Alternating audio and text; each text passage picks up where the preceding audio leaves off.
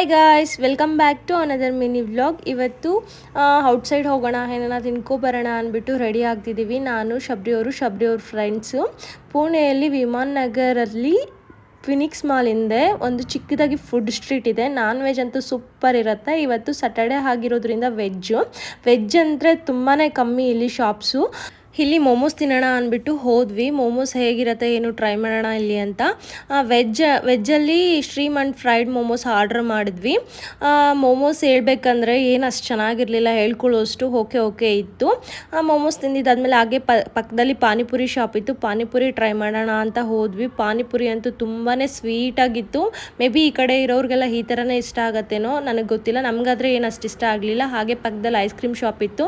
Ice cream ಅಂತೂ ಹೇಳೋಕ್ಕೆ ಬೇಡ, ಪಾನಿಪುರಿ ಮತ್ತು ಮೋಮೋಸ್ ಎಷ್ಟೋ ಬೆಟರ್ ಅಂತ ಹೇಳ್ಬೋದು, ಅಷ್ಟು ಅಧ್ವಾನವಾಗಿತ್ತು. 1 or 2 ಫ್ಲೇವರ್ಸ್ ಅಷ್ಟೇ ಓಕೆ ಇತ್ತು, ಅದನ್ನು ತಿಂದ್ವಿ. ನೆಕ್ಸ್ಟ್ ಎಲ್ಲೋದ್ವಿ ಏನು ಅಂತ ನೆಕ್ಸ್ಟ್ ವ್ಲಾಗಲ್ಲಿ ಹೇಳ್ತೀನಿ. ಬಾಯ್.